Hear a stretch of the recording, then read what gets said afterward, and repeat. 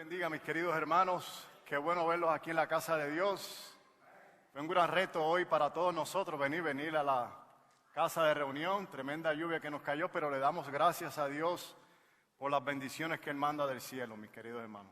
Queremos darle la bienvenida a todos los que nos ven por las redes sociales, para extenderle cordialmente a que venga y se congregue con nosotros aquí en la iglesia Cross City Español. Que Dios les bendiga. Hermanos, antes de comenzar mi sermón, quisiera exhortarle a la iglesia. Estamos en plena fiesta de Navidad. Feliz Navidad a todos ustedes. Y mi exhortación como siervo de Dios es, también me incluyo, que estas fiestas de Navidad no dejemos que el mundo nos sazone. Sazonemos nosotros al mundo con la luz del Evangelio. ¿Verdad que sí? No permitamos que estas fiestas de Navidad, pues, el mundo secular dictamine lo que verdaderamente nosotros tenemos que hacer en este mundo, y es brillar con la luz del Evangelio. Amén. Mi querido hermano, quisiera que buscaran en la palabra de Dios, en el Evangelio de Lucas, y pues hoy creo que vamos a cerrar con la serie que comenzó el pastor Chuy sobre la Navidad. Vamos a leer 21 versículos, y pues que el Señor reparta su gracia para que podamos hablar sobre este tema de la Navidad. Ese es el tema que vamos a tratar hoy, la Navidad o la Natividad del Señor. Queremos ver varios aspectos de la Navidad que son muy importantes y que competen a todos los seres humanos, mis queridos hermanos. Tiene la palabra de Dios, Lucas capítulo 2, y vamos a leer desde el 1 al 21. Dice así la palabra de Dios. Aconteció en aquellos días que se promulgó un edicto de parte de Augusto César, que todo el mundo fuese empadronado. Este primer censo se hizo siendo Cirenio gobernador de Siria, e iban todos para ser empadronados cada uno a su ciudad.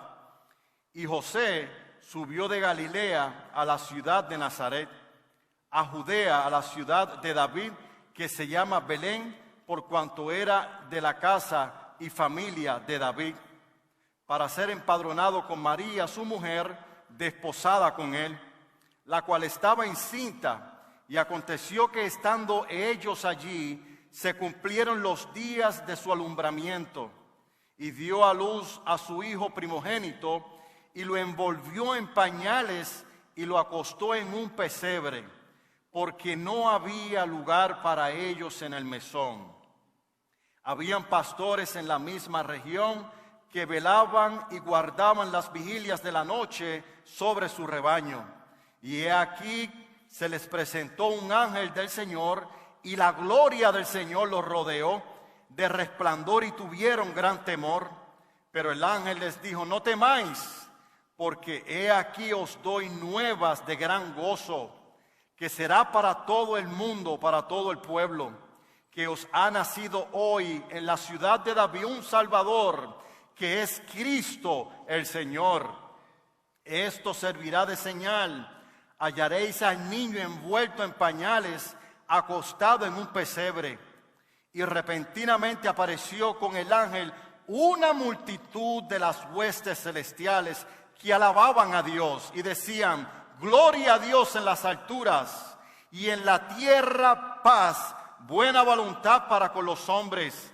Sucedió que cuando los ángeles se fueron de ellos al cielo, los pastores se dijeron unos a otros: pasemos pues hasta Belén y veamos esto que ha sucedido y que el Señor nos ha manifestado.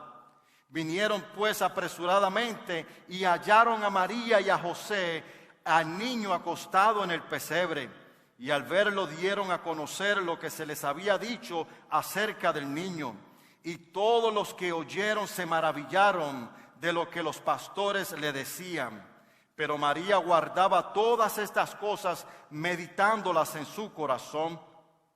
Y volvieron los pastores glorificando y alabando a Dios por todas las cosas que habían oído y visto, como se les había dicho.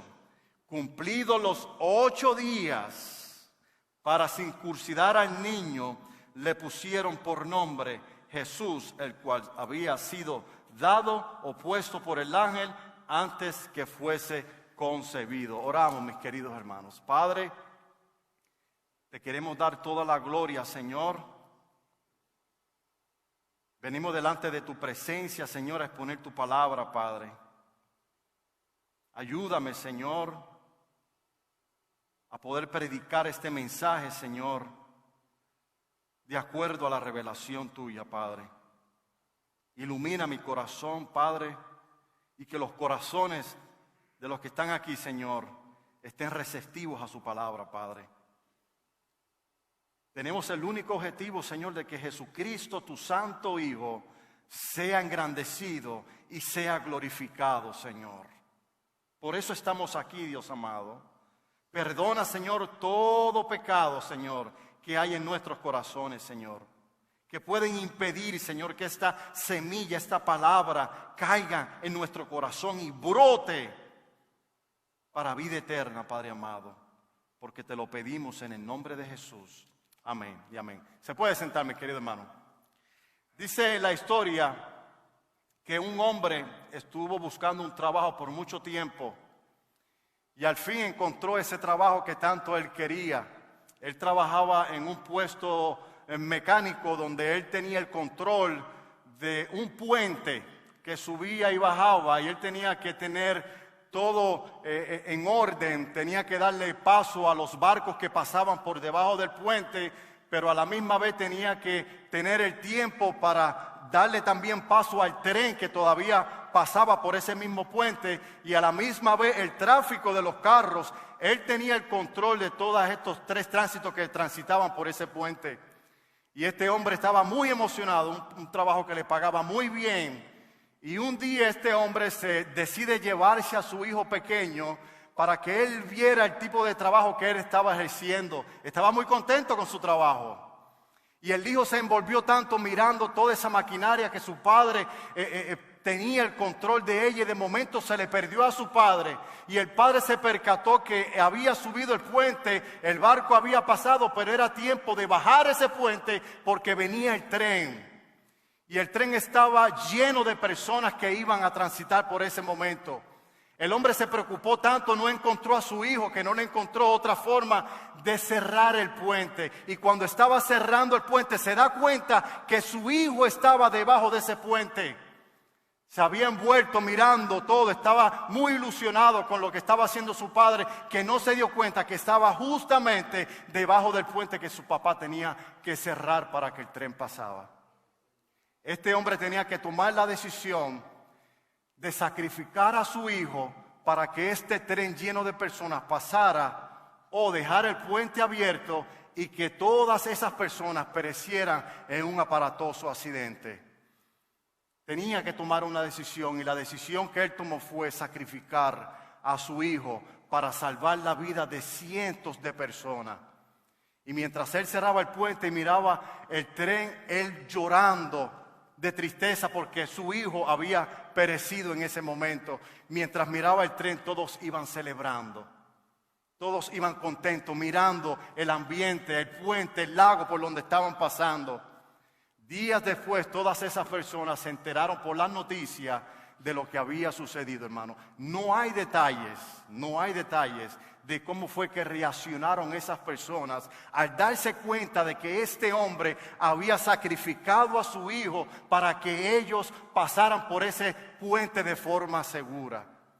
Mi querido hermano, es lo mismo que nuestro Señor Dios, gran Padre soberano del universo, hizo por todos nosotros cuando envió a su hijo a la cruz del Calvario. Amén. Es exactamente lo mismo.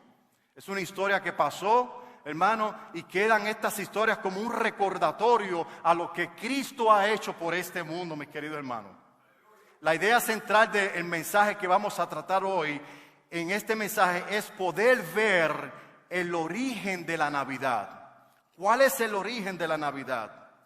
¿Cuál es el cumplimiento y el propósito de la Navidad desde la perspectiva bíblica por encima de la tradición secular? Yo sé que mañana se celebra el día de Navidad y hoy es Nochebuena, y para el mundo secular esta es la gran fiesta. Muchos de ellos estarán tomando, muchos de ellos estarán emborrachándose, muchos de ellos estarán fornicando, muchos de ellos estarán haciendo cosas que están fuera de la voluntad de Dios y pierden la perspectiva y el verdadero significado de la Navidad, mis queridos hermanos. Y eso es lo que queremos ver en este mensaje. Como acabamos de leer en los primeros versículos de Lucas capítulo 2, Jesús nació en una época donde Israel era dominada por el Imperio Romano. El Imperio Romano tenía como cabeza de su gobierno a los césares. Y estos césares eran tratados como señores y se les acreditaba cierto grado de divinidad. En ese contexto cultural fue que nació Jesús. Bajo el dominio del Imperio Romano nació nuestro Salvador. Pero también Cristo nació en una época donde el sistema religioso lo rechazaría. Jesús tuvo que enfrentar a los fariseos, a los saduceos, a los escribas, a los herodianos y a toda una atmósfera de filosofías grecorromanas que imperaba para aquellos tiempos. Y ese es el contexto histórico y cultural en el cual nació nuestro gran Salvador Jesucristo. Pero hermano, había una profecía en las Escrituras, una profecía que este Salvador tenía que nacer. Una profecía que tenía que cumplirse, y eso me lleva a mí a mi primer punto, el origen de la Navidad. ¿Dónde fue que se originó realmente la Navidad? Y para eso tenemos que ir al principio de la creación. Dios había hecho a Adán y a Eva y les había dado un gran paraíso. No sé cuántas hectáreas de terreno tenían nuestros padres ancestrales. Tenían prácticamente el mundo entero. Dios les había dado el mundo para que ellos fueran la autoridad máxima. Dios le había dado toda la comida, todos los animales. Hermano, imagínense nosotros a veces con 10 o 20 acres de terreno y disfrutamos, ¿verdad? Un terreno muy grande. Por esta gente lo tenía todo. No les faltaba absolutamente nada. Lo único que Dios les había prohibido, de todos los árboles que te he dado, que te van a sustentar para la comida, hay un solo árbol que no quiero que toques. Ese era el mandamiento. Dios les había dicho, del árbol de la ciencia, del bien y del mal, de ese fruto no podrás comer, porque el día que tú comas de ese fruto, ciertamente vas a morir. Y aunque ellos no murieron físicamente, espiritualmente sí murieron. Por eso yo quisiera que me acompañen a Génesis capítulo 3. Génesis capítulo 3. Y vamos a leer desde el versículo 15 hasta el versículo 17. Y aquí es de donde se origina, mis queridos hermanos, la Navidad. Génesis capítulo 3, versículo 15 al 17. Y dice así de esta forma.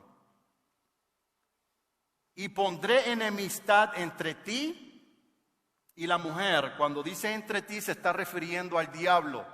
El diablo engañó a Adán y a Eva para que ellos pudieran comer de este árbol prohibido. Y pondré enemistad entre ti y la mujer y entre tu simiente y la simiente suya. Esta te herirá en la cabeza y tú le herirás en el calcañar. A la mujer dijo, multiplicaré de gran manera los dolores en tus preñeces. Con dolor darás a luz los hijos y tu deseo para tu marido será. Y él se enseñoreará sobre ti. Y al hombre dijo, por cuanto obedeciste a la voz de tu mujer y comiste del árbol de que te mandé diciendo, no comerás de él, maldita será la tierra por tu causa, con dolor comerás de ella todos los días de tu vida.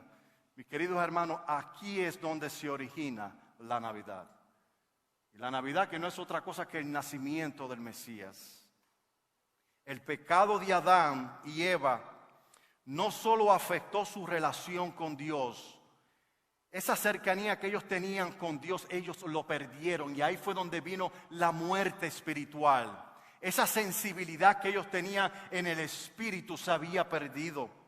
Pero también no afectó a Adán y a Eva en su relación con Dios. También afectó a la creación y a todos los seres humanos al transmitirnos ellos la herencia de esta simiente de pecado en nosotros al nacer.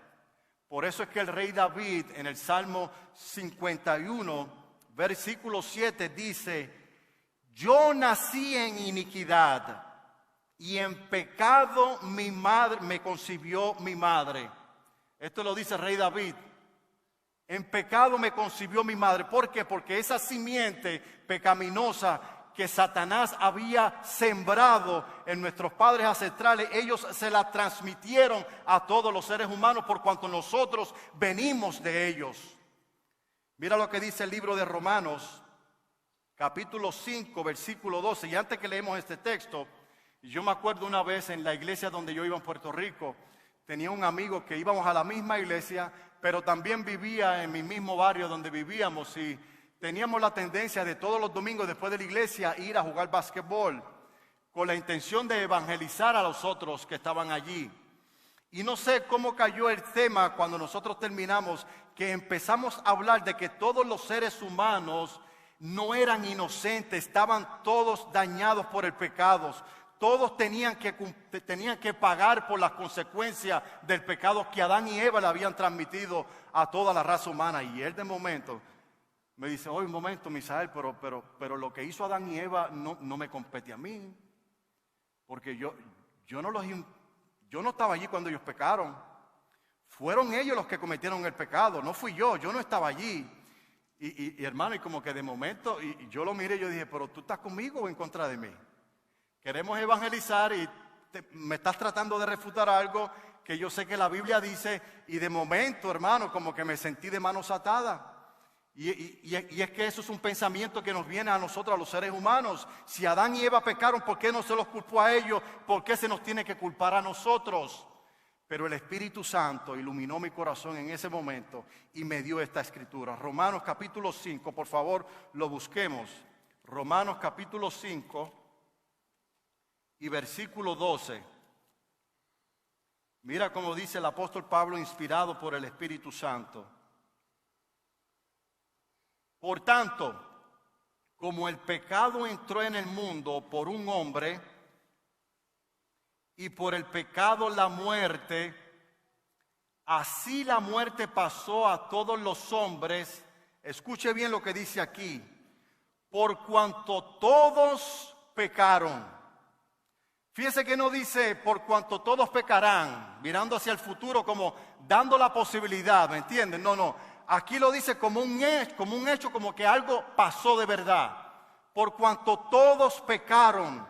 Y hermano, y la palabra de Dios dice: por cuanto todos pecaron, todos están destituidos de la gloria de Dios.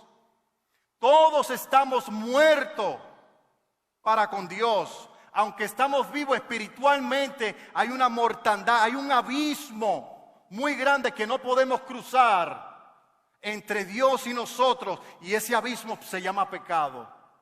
El pecado nace con nosotros, y yo sé que los bebés, ¿verdad?, hasta que ellos no empiecen a crecer, tarde o temprano nosotros los vemos que se inclinan hacia las cosas malas que genera la tentación. Amén, hermano. Y eso me lleva a mí a mi segundo punto. Eso me lleva a mí a mi segundo punto, el cumplimiento de la Navidad. Vimos el origen de la Navidad. El origen de la Navidad viene a consecuencia del pecado que entró al mundo.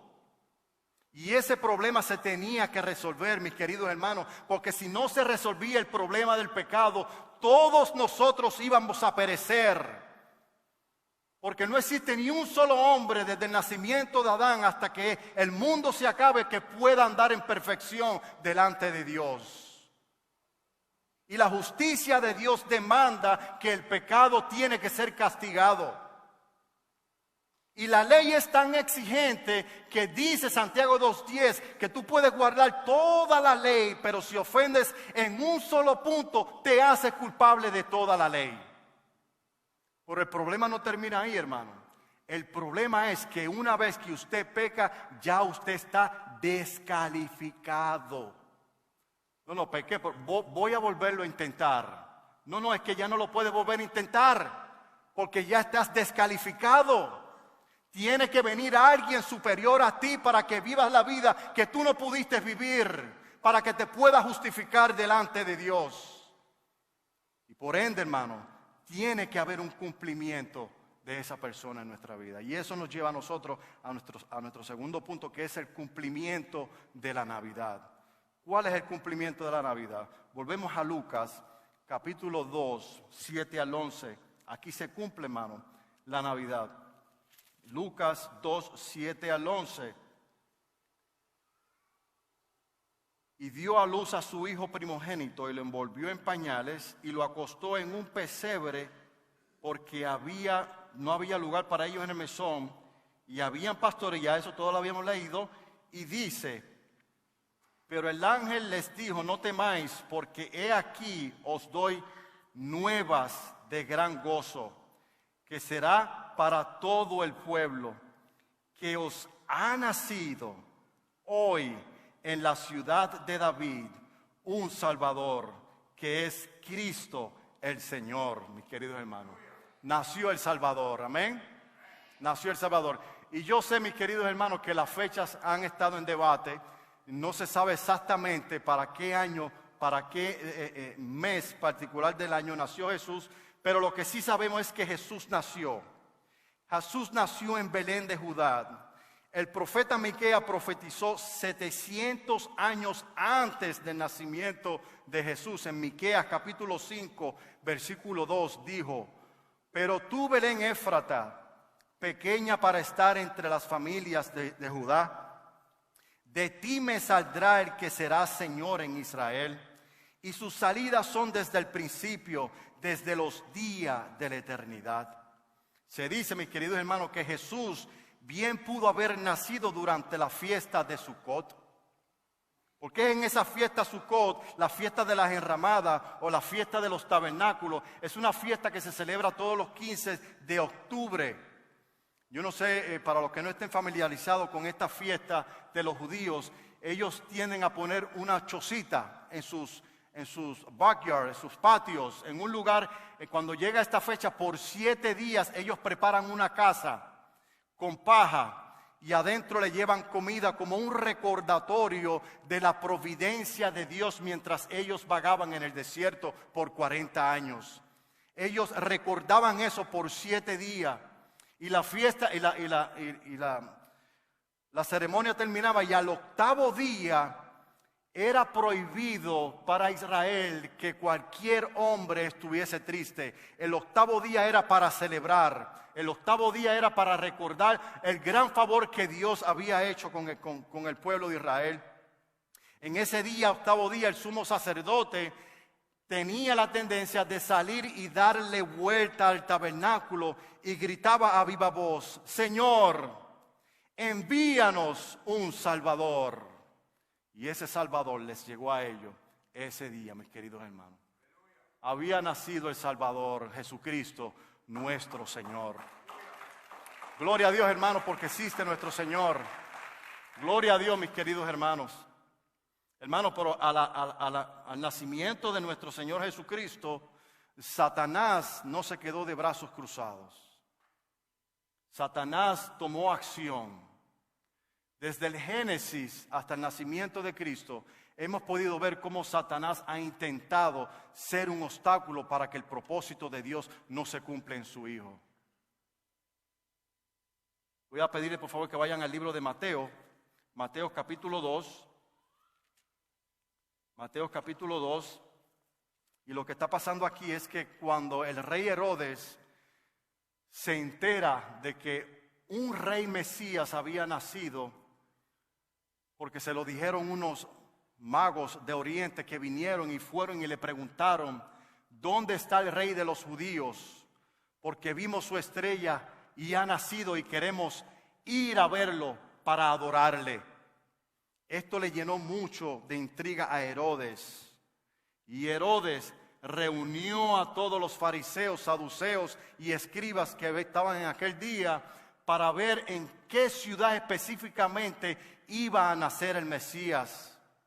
Y los fariseos les citaron la escritura de Miqueas capítulo 5 versículo 12. Es en Belén donde es que va a nacer el Mesías. Herodes entonces va a donde estos tres magos y le dicen: está en Belén, cuando ustedes encuentren al niño, por favor, vengan a mí y me dicen dónde está exactamente, para que yo también vaya y le adore. Hermano, desde que Cristo nació, comenzó una gran guerra intensa en nuestro mundo. Mira lo que dice Mateo capítulo 2, 16 al 18. Herodes entonces, cuando se vio burlado por los magos, porque ellos no regresaron a decirle dónde era que se encontraba el niño, porque Dios les había dicho que tomaran de regreso a su país, fueran por otro lado. Herodes entonces, cuando se vio burlado por los magos, se enojó mucho y mandó a matar a todos los niños menores de 2 años que había en Belén y en todos sus alrededores, conforme al tiempo que habían inquirido de los magos. Entonces se cumplió lo que fue dicho por el profeta Jeremías, cuando dijo: voz fue oída en Ramá, grande lamentación, lloro y gemido, Raquel que llora a sus hijos y no quiso ser consolada porque perecieron todos ellos. Cristo nació, comenzó una gran guerra intensa en nuestro mundo, una guerra donde estaba en juego las almas perdidas por el pecado. Satanás tenía dominio de esta tierra desde que Adán y Eva le cedieron a él la entrada del pecado, de la imperfección, de la maldición de la tierra y como consecuencia del pecado, la muerte. Satanás sabía que había una sentencia de que su reinado iba a menguar de forma drástica cuando este rey Mesías, hijo de Dios, naciera. Él sabía que este hombre era el que le aplastaría su cabeza. Este niño que había nacido, que eventualmente se convertiría en hombre, era el que iba a anular el acta de los decretos que había contra nosotros, que nos era contraria ante Dios nuestro Padre, quitándola de medio y clavándola en la cruz. Y de esta manera despojaría los principados y las potestades y los iba a exhibir públicamente, triunfando sobre ellos en la cruz del Calvario, mi querido hermano, por usted y por mí. Satanás sabía que había nacido el Hijo de Dios. Y Herodes, poseído por este diablo, intentó quitarle la vida al Mesías, mi querido hermano.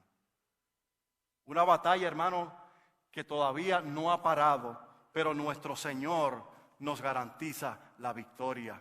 Amén. Vamos a ver nuestro tercer punto, y con este punto culmino: el propósito de la Navidad. ¿Cuál es el propósito entonces de la Navidad? ¿Por qué nació Jesús? Jesús no solamente nació para que le estuviésemos recordando un día de Navidad y para hacer fiesta. Jesús no nació para que lo estuviésemos sustituyendo por un Santa Claus donde le regala juguete a los niños. No, hermano, Jesús nació por un problema que había en la tierra, por las almas de nosotros que íbamos a perecer. Por eso fue que nació Jesús. El Hijo de Dios no nos ha sido dado a nosotros para que Él condenara al mundo. Mira lo que dice Juan 3, 16 y 18. Juan capítulo 3, por favor, les pido que vayan allá. Juan capítulo 3, versículos 16 al 18. Y este es el propósito de la Navidad, mis queridos hermanos. Este es el propósito. Por esto fue que nació Jesús.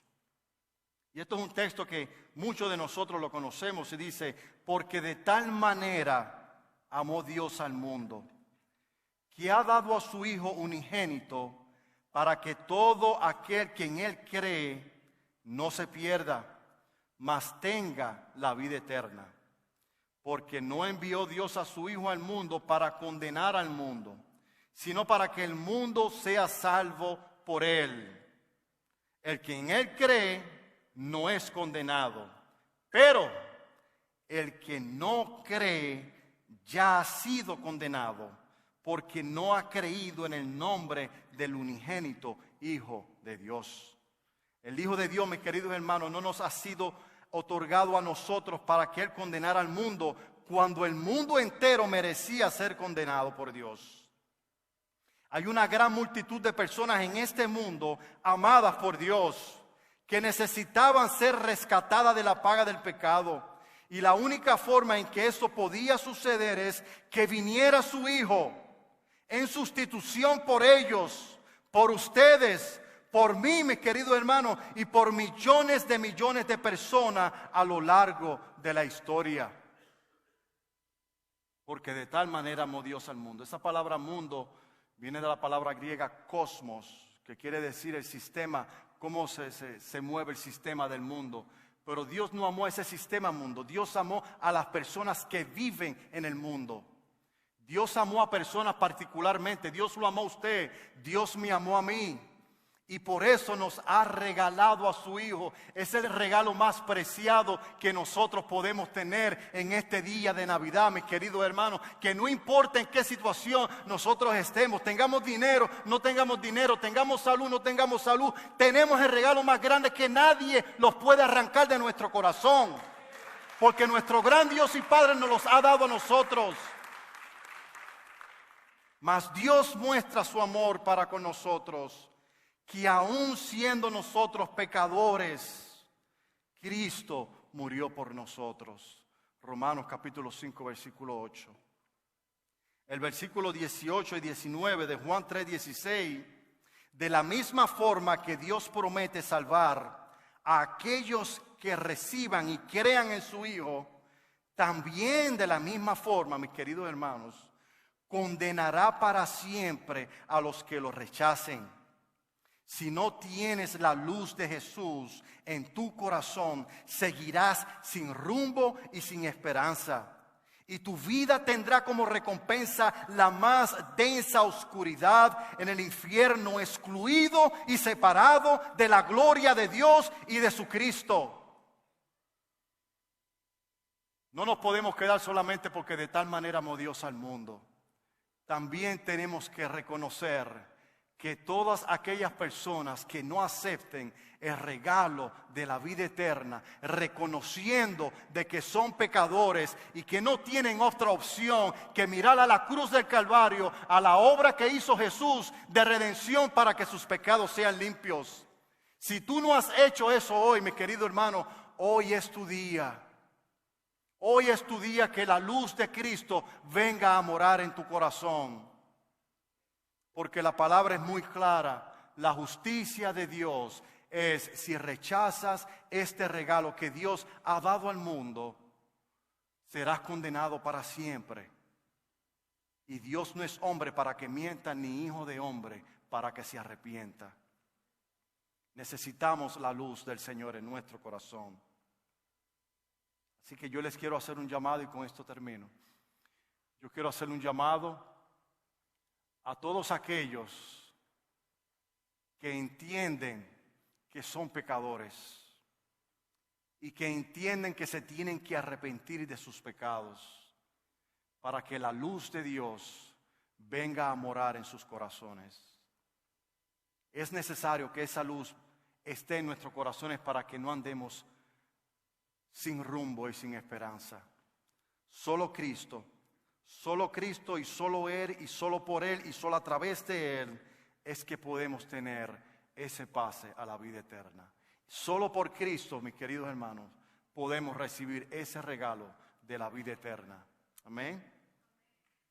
Jesús dice: yo soy la luz del mundo. El que me sigue no andará en tinieblas, sino que tendrá la luz de la vida. Voy a pedir a los diáconos que se preparen para que empiecen a comenzar a prender las velas. Y mientras ellos pasan, yo les voy a pedir, hermanos, que se pongan de pie todos. Preparen sus velas porque los diáconos van a pasar para prender sus velas.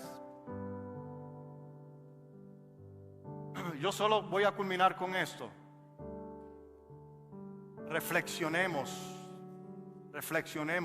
en nuestro corazón. Seamos sinceros con Dios.